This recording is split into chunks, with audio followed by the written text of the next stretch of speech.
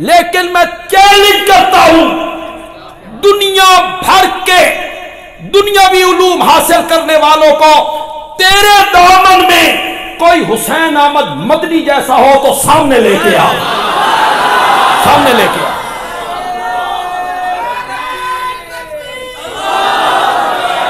एक बंदा ले आ।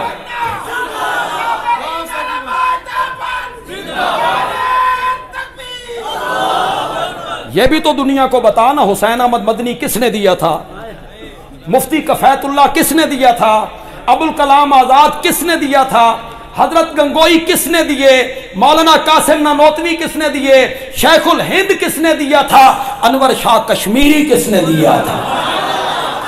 तू लेके आ इनके मुकाबले का एक आदमी जिन पे तू नाचता फिरता है। ये सब अंग्रेज के पिट्ठू थे, ये अंग्रेज के घोड़े ना लाते थे,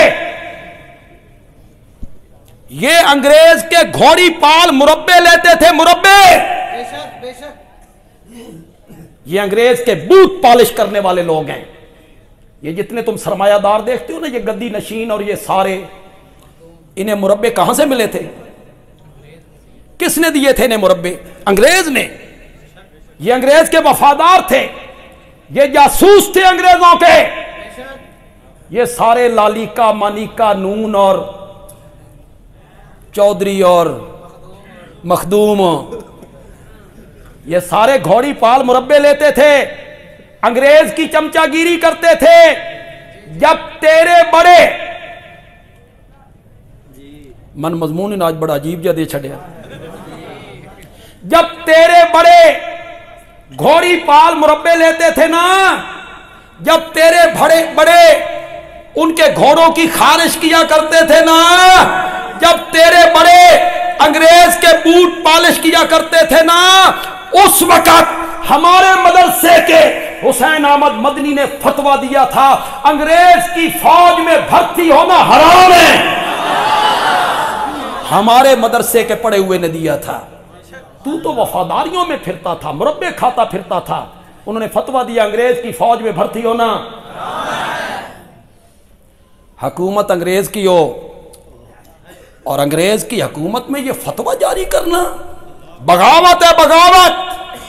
बगावत का केस चला, खालिक दीना हाल कराची में मुकदमा हुआ, मुकदमे की समाअत हुई तो जज ने कहा हुसैन अहमद मदनी आपने यह फतवा दिया कि अंग्रेज की फौज में भर्ती होना हराम है, दिया फतवा। हजरत मदनी ने कहा फतवा दिया है, क्या होता है? मैं तेरी अदालत में खड़े होकर कहता हूं कि अंग्रेज की फौज में भर्ती होना हराम है। तू कैसे मुकाबला करेगा हमारे उलमा का, जो दीनी मदारिस ने हीरे पाल के कौम को दिए थे। जस्टिस कियानी वो था शीन, उसने अमीर शरीयत सैयद अताउल्लाह शाह बुखारी रहमतुल्लाह अलैह को कहा शाह जी ये FIR है, आपने तकरीर करते हुए कहा है अगर मैं मिर्जा कादियानी के वक्त होता तो मैं उसे कत्ल कर देता, न रहता बांस न बजती बांसुरी।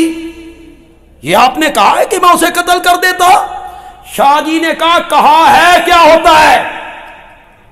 मैं तेरी अदालत में खड़े होकर कहता हूं मैं उस वक्त होता उसकी गर्दन उड़ा देता।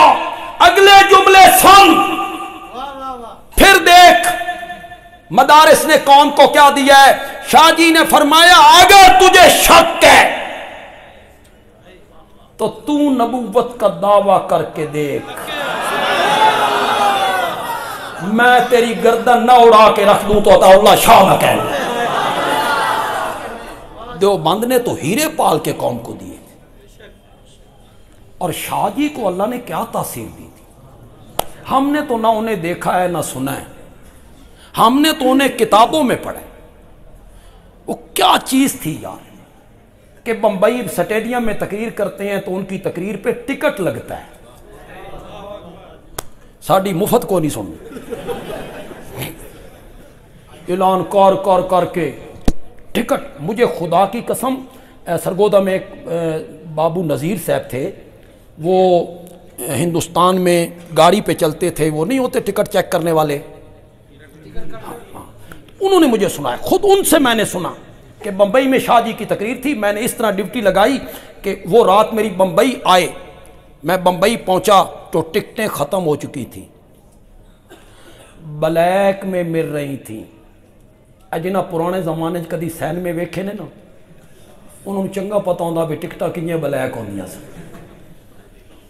टिकटें लड़के खरीद लेते थे, फिर वो ब्लैक में बेचते थे, मतलब रुपए की 1.5 रुपए में बेच दी।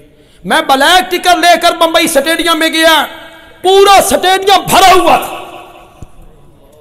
शाह जी ने रात को तकरीर की, सुबह की अजान हो, अजान की आवाज जब कान में पड़ी तो शाह जी ने कहा, हाय जालिम को किस वक्त खुदा याद।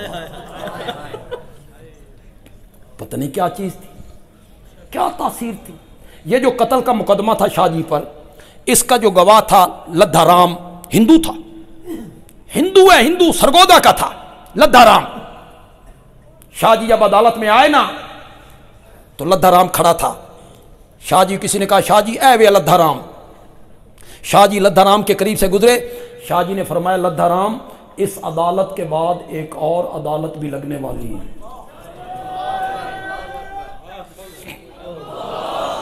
लद्दा राम तो इसका कायल ही नहीं, लद्दा राम तो अगली अदालत का हिंदू है। शाह जी ने कहा, गवाही दोगे झूठी, इस अदालत के बाद एक और अदालत भी लगेगी। लद्दा राम अंदर गया, उन्होंने नाम पूछा, नाम बताया, उन्होंने कहा तुम गवाह हो, शाह जी ने ये जुमले कहे हैं। लद्दा राम ने कहा, जी नहीं कहे, नहीं कहे। तुमने क्यों लिखे? उसने कहा मुझसे एसपी ने लिखवाए, मैंने नहीं लिखे।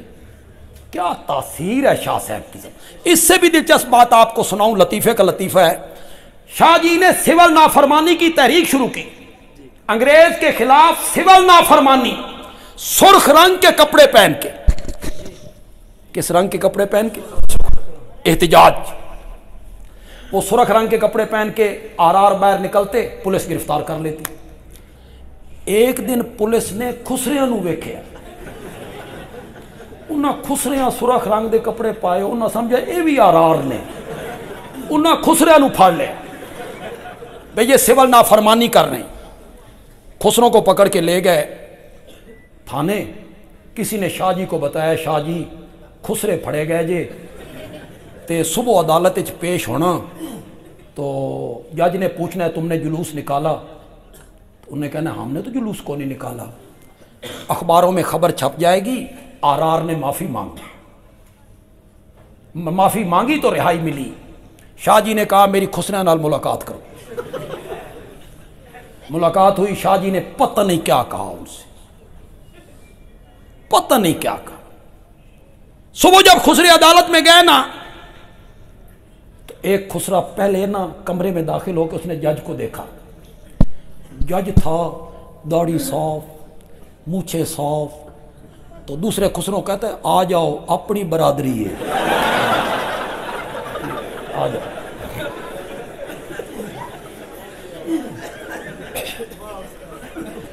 आ जाओ। खुसरे पेश हुए।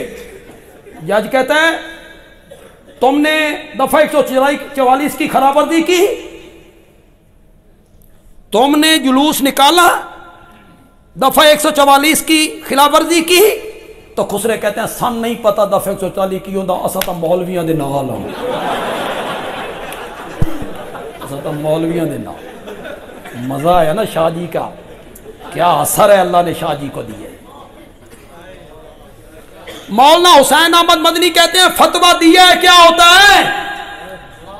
तेरी अदालत में खड़े होकर कहता हूं अंग्रेज की फौज में भर्ती होना हराम है। जज हैरान हुआ, कहते हैं इसकी सजा जानते हो? यह बगावत है। देवबंद के सुकूत ने बगल से लट्ठा निकाला, मेज पे बिछाया, फरमाया सजा जानता था तभी तो कफन देवबंद से साथ लेके आया हूं। ये हमारे उलमा थे, ये हमारे उलमा थे।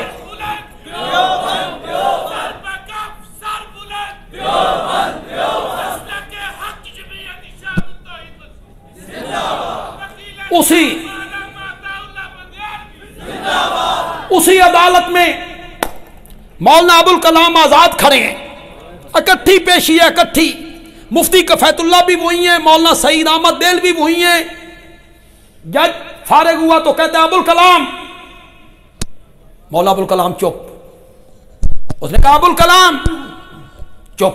रीडर ने कहा जनाब आपको बुला रहे हैं, कहो ना मैं हाजिर हूं।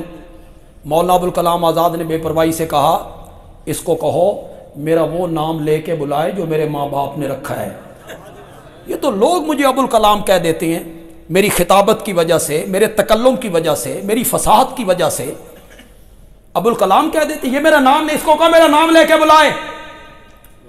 उसने कहा नाम क्या है? कि अहमद मोहिउद्दीन। उसने कहा अहमद मोहिउद्दीन वल फुलां। उसने कहा कौम सैयद। जज कहता है पेशा। मौलाना अबुल कलाम कहते हैं पेशा तो बताता हूं, लिखोगे? उसने कहा नाम लिखा, वालिद का नाम लिखा, कौमियत लिखी, पेशा क्यों नहीं लिखूंगा?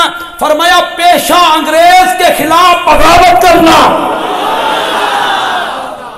तू मुकाबला करेगा हमारे उलमा का, पेशा अंग्रेज के खिलाफ बगावत करना।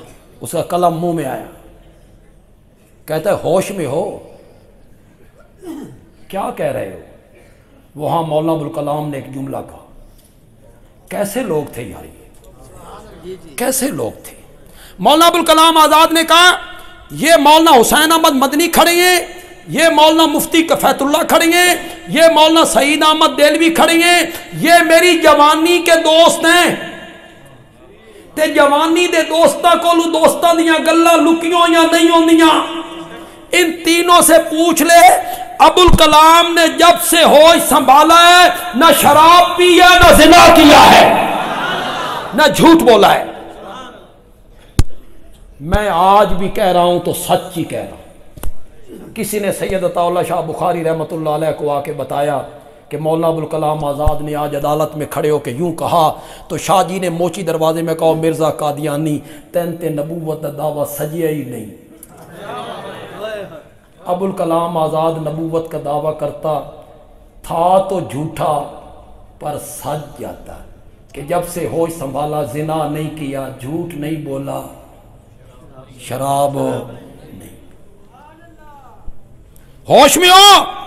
क्या कह रहे हो कि होश में हूं? जज कहता है 6 महीने कैद बा मशक्कत लिखी उसने। उसके ज़हन में था मौलवी ये यरक जाएगा, और मौलवी जो यरकिया तो मौलवी कहेगा सबकत लिसानी हो गई।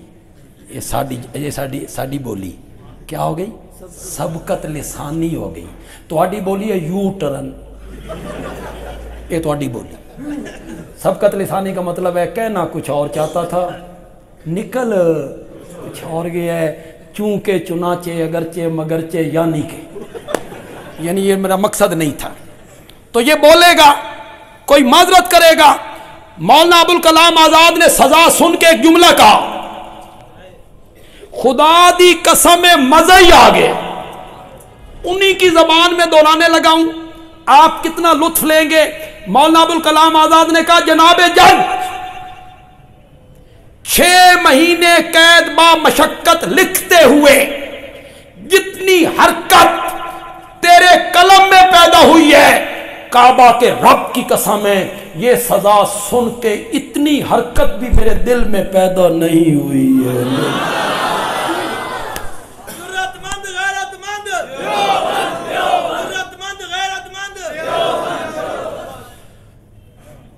तू ये मान कि ये हस्तियां उलमाए देवबंद ने पैदा की, मदरसों की पैदावार थे ये इतने बड़े बड़े मुफस्सिर। तू जरा देख तो थे शेखुल इस्लाम मौलाना शब्बीर अहमद उस्मानी, उसकी तफसीर पढ़ के तो देख जरा, तुझे पता चले मुफस्सिर किसे कहते हैं और शेखुल इस्लाम कौन होता है।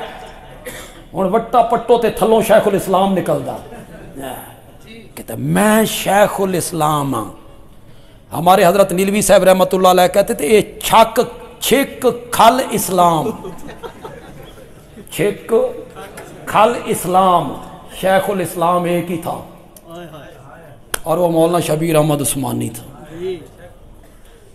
तू देख तो सही शेखुल हिंद मौलाना महमूद हसन देवबंदी रहमतुल्लाह अलैह, तू देख मौलाना उबैदुल्लाह सिंधी रहमतुल्लाह अलैह, तू देख वक़्त का इब्ने हजर मौलाना अनवर शाह कश्मीरी, तू देख इस पाए का तेरे पास कोई हो तो नहीं। आज बड़े फन्ने खान बने फिरते हैं, देवबंद ने पाकिस्तान की मुखालफत की थी और असा पाकिस्तान बनाया, असा हमने बनाया है पाकिस्तान, तुसा बनाया पाकिस्तान, हमने बनाया है पाकिस्तान। जितने पढ़े लिखे लोग यहां बैठे हो, स्कूल के पढ़े लिखे, कॉलेज के पढ़े लिखे लोग यहां बैठे हो, खुदा लगती बात कहिएगा, पाकिस्तान हिंदुस्तान की तकसीम से पहले मुत्तहिदा हिंदुस्तान पे हुकूमत कौन करता था? कौन हुक्मरान था? अंग्रेज। बोलो, बोलते क्यों नहीं? कौन हुक्मरान था? अंग्रेज। अगर अंग्रेज यहां से न निकलता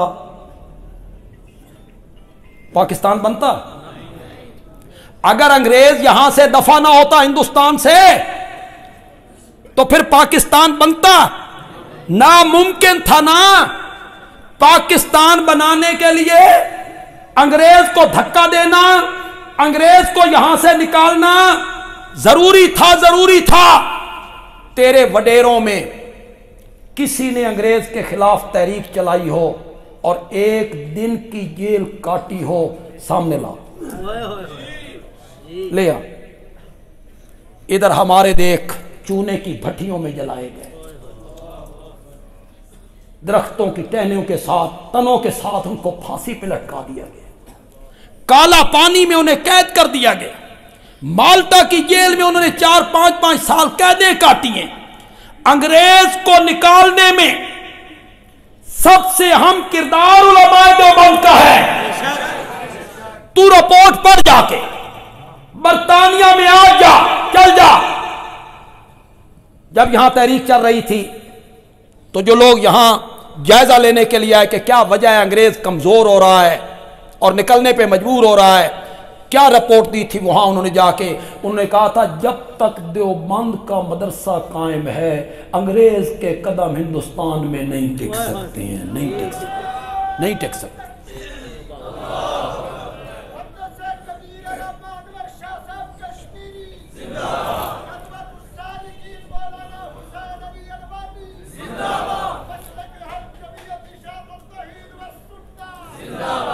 यार पता नहीं उन्होंने मेरा पता लग गया कि मैं गल करने लगा, वाकई मैं ये बात करने लगा था, बिल्कुल मैं यहां बैठा था तो मेरे ज़हन में था।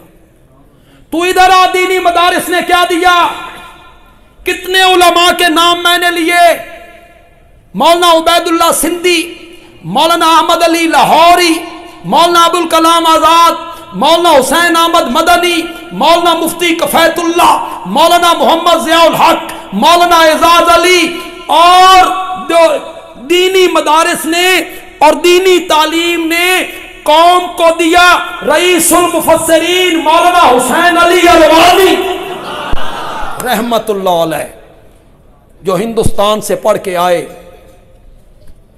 और उन्होंने वहां भचरा के खराबाबाद में डेरा लगाया, खुद भी रेत पर बैठा है, तलबा भी रेत पे बैठे हैं, ना कोई मदरसा है, ना कोई मतबख है, ना कोई आला दर्जे के कमरे हैं, ना कोई चंदा, ना स्पीकर, ना जलसा, ना स्टिकर, ना इश्तिहार, बैठा है जंगल में और उसने लगा दिया है कुरान का मंगल। फिर लोग टूट पड़े उस पर, कोई हिंदुस्तान से, कोई बंगाल से, कोई रूस से, कोई दिल्ली से, कोई देवबंद से, कोई अटक से, कोई गुजरात से,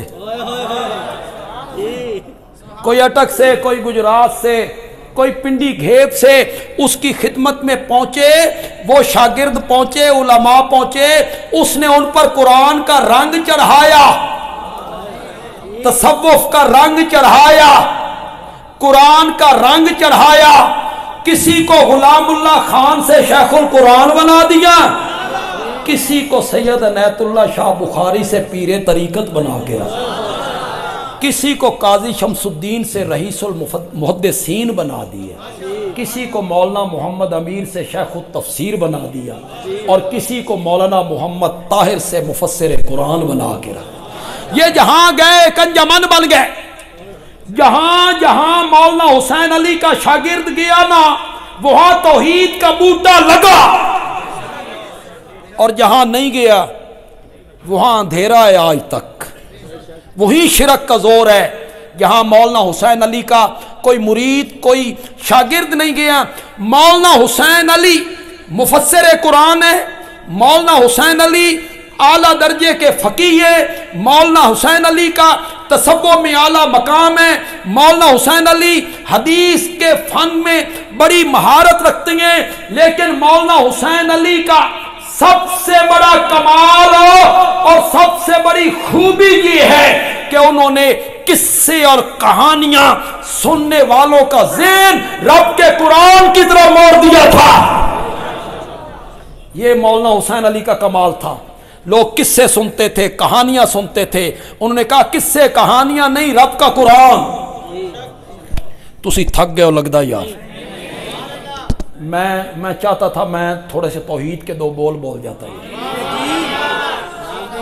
तौहीद के दो बोल बोल जाता, मेरी रोटी भी हलाल हो जाती। जेड़ी मने ने खवाई है बड़ी चंगी रोटी खवाई, तुसी ते हाले कुछ नहीं ना खादा, नहीं खादा तो बोलो तो सही। वो अब सारे मौजू तो नहीं हो सकते, ये तो आ गया ना, उसी ज़िमन में आ गया। मदारिस ने क्या दिया, लोग किस्से बयान करते थे, लोग कहानियां सुनाते थे, लोग झूठे वाकयात सुनाते थे। बारात जा रही थी, बूढ़ी ने नियाज नहीं दी, शेख अब्दुल कादिर जिलानी को गुस्सा आया, उन्होंने पूरी बारात का बेड़ा गर्क कर दिया, सारी बारात दरिया में डूब गई। पढ़ी पढ़ाई कौम है, उन्होंने कहा सुभान अल्लाह जी, बुजुर्ग होंदे ही हो में जड़े बेड़े गर्क करन। बुजुर्गों का वसफ यही है कि वो बेड़े गर्क करती हैं। इतनी हद तक तो चलो खैर थी। आगे से खतीब ने कहा 12 साल के बाद पीराने पीर ने बरातियों समेत बेड़ा तार दिया। बेड़ा भी बाहर, बराती भी बाहर। लोगों ने कहा जी सुभान अल्लाह, बुजुर्गों च बड़ी ताकत है जी, बेड़े डबो भी देने ने बेड़े। कभी कभी मैं सोचता हूं खुदा की कसम, कभी कभी उस तबके में कोई मास्टर, कोई प्रोफेसर, कोई कॉलेज का लड़का, स्कूल का लड़का, भोरे जितना अकल कोई नहीं। अलैसा मिनकुम रजुलुन रशीद, अलैसा मिनकुम रजुलुन रशीद। मैं ना करता हूं तुहाडे च कोई भी बंदे दा पुत्र नहीं, तुहाडे च एक भी बंदे दा पुत्र कोई नहीं जो उठ के कहे मौलाना बेड़ा गर्क हो गया, बराती भी गर्क हो गए। 12 साल के बाद बेड़ा तार दिया। ये जो गर्क हो गए थे, डूब गए थे, मर गए थे, इनकी जो बीवियां पीछे थीं उन्हें इद्दत गुजार के अगे निकाह कर ले। ये तो मर जो गए, डूब जो गए, उन्होंने आगे निकाह कर लिए। 12 साल तो बाद ये भी जिंदा होके पहुंच गए। इन्हें आख्या ये बीवियां साडियां ने, उन्हें आख्या तुसा मर खप गए हो, कित्थों निकल के आए हो, ये तो साडियां ने। मौलवी जी ये तो चंगा भला रोला पे होना, फिर गल थाने गई होनी। ये बीवी किस नो युमिनूना बिल गैब, जो खतीब ने कहा, मौलवी ने कहा, इनका आमन्ना व सदकना। आम में से किसी ने हाफिज अल्लादाद साहब का नाम सुना? देखा भी है किसी ने? देखा नहीं, मैंने देखा है। मेरे वाले साहब के पास आते थे, महफिल के आदमी थे, और हज़रत शेखुल कुरान शाह जी वाले साहब इनको वो लतीफ़े सुनाते, वाक़यात सुनाते, ये हंस हंस के लोटपोट हो जाते। हम छोटे थे उस वक़्त। बाबा लदाद ने एक दिन बात सुनाई कि हम गुजरात से आगे शेखुल कुरान मैं शाह जी जा रहे हैं, वापसी पे जुमेरात का दिन है, वापसी पे थोड़ा सा दरियाई रास्ता था, कश्ती में सफ़र करना था। हम तीनों कश्ती में बैठ गए, नामुआफ़िक हवा चली, लहरें उठी और कश्ती डामाडोल हुई।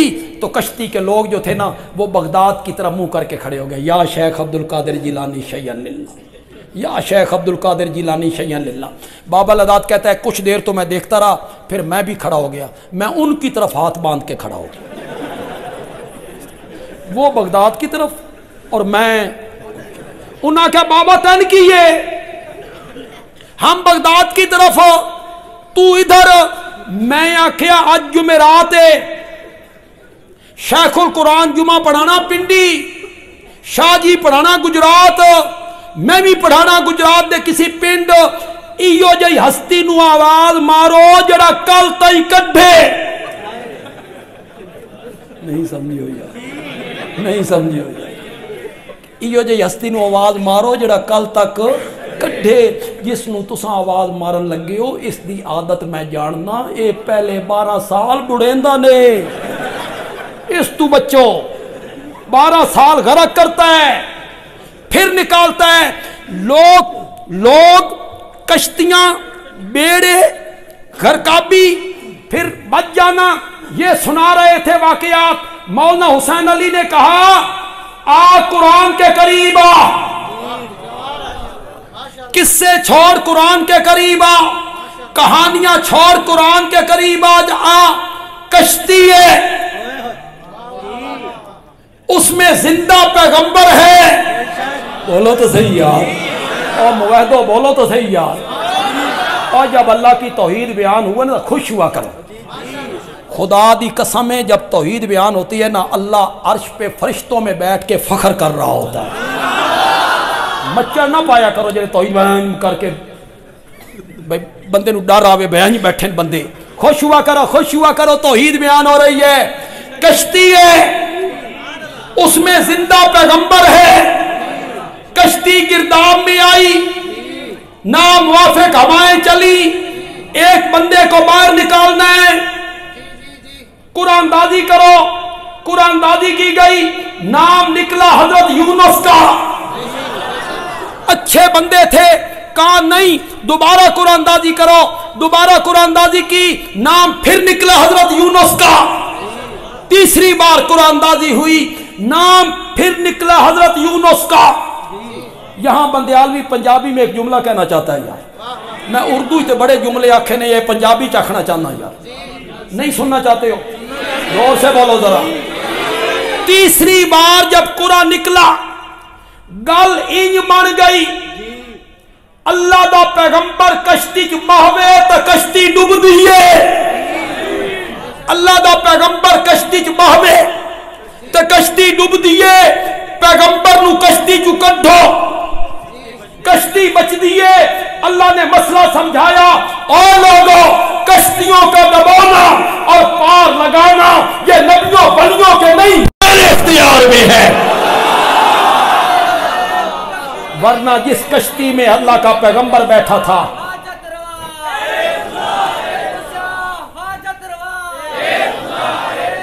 जिस कश्ती में जिंदा पैगंबर बैठा था, वो कश्ती कभी गिरदाब में वो कभी गिरदाब में ना आती। दीनी मदारिस ने मौलाना हुसैन अली दिया, दीनी मदारिस ने शेखुल कुरान मौलाना गुलामुल्लाह खान दिया था। तू लेके तो आ, तेरे पास क्या है? पेट, प्लेट, स्टेज, चौथी शाही कोई नहीं। तू मुकाबला करेगा उलमाए देवबंद का, और ये दुनिया की यूनिवर्सिटी में पले हुए लोग ये मुकाबला करेंगे उलमाए देवबंद का। हर हाकिम से टक्कर लेने वाला है गुलामुल्लाह खान, हर तहरीक की क़ियादत करने वाला है गुलामुल्लाह खान, हर तहरीक के लिए अपने मदरसे मस्जिद को वक्फ करने वाला है गुलामुल्लाह खान, पैसा लुटाने वाला है गुलामुल्लाह खान। दीनी मदारिस ने हीरे पाल के लोगों को बड़े बड़े खतीब दी। किसी के पास है मौलाना सैयद अताउल्लाह शाह बुखारी जैसा खतीब? किसी के पास है मुहद्दिस मौलाना अनवर शाह कश्मीरी जैसा? किसी के पास है मुफ्ती आजम मौलाना मुफ्ती कफैतुल्लाह जैसा? इंशाअल्लाह इस महंगाई के दौर में तुम जो लोग हो ना, जो शहरी लोग बैठे हो, शहरी लोग, तुम जामिया हक्कानिया को साल के बाद अगर 10,000 देते थे ना, तुसी हुण भी 10,000 ही देंदे हो, तुम 10,000 ही देते हो। महंगाई बढ़ गई है 4 गुना, खर्च होता है 40,000, तुम दे रहे हो, तुम उसी पे खड़े हो। नहीं, मदारिस के लिए बड़ा मुश्किल इसका टाइम वक्त है। मैं खुद मदरसा चला रहा हूँ, मुझे पता है कि हम किस तरह चला रहे हैं, कितनी तंगी होती है, लोगों की ज़कात उशर वहीं खड़ा है और महंगाई 4 गुना ज़्यादा हो गई है। लेकिन इनका भी तजर्बा है, मेरा भी तजर्बा है। हर यकम तारीख को मैं 9 लाख रुपया निकाल के नाज़िम के हवाले करता हूँ, सिर्फ तनख्वाहों की मद में, तनख्वाहें और बच्चों के वजीफे, खाना पीना इसके अलावा, इलाज मुआवजा इसके अलावा, बिजली के बिल इसके अलावा, गैस के बिल इसके अलावा, मतबत का खर्चा इसके अलावा, वो तो और है। 9 लाख यूं उठा के देने हैं। मैं क्या करता हूं, इनका मुझे पता नहीं। जितनी रकम वसूल होती है ना, मैं बगैर गिने एक थैले में डाल देता हूं, बगैर गिने थैले में डाल दी, उसी से निकाल निकाल के देता चला जाता हूं। वो थैला खत्म नहीं होता। तो फिर मैं सोचता हूं, मेरा अकीदा नजरिया बनता है कि अल्लाह की मंशा ये है कि पाकिस्तान में दीनी मदरसे कायम रहने चाहिए। अल्लाह की मर्जी, अल्लाह चाहता ये कि ये मदरसे कायम रहने चाहिए, और पाकिस्तान के लोग भी ये चाहते। क्यों नहीं चाहते भाई? अगर पाकिस्तान के लोग ये न चाहते, हमें ज़कात क्यों देते, हमें उशर क्यों देते, हमें कुर्बानी की खालें क्यों देते, सदकात क्यों देते?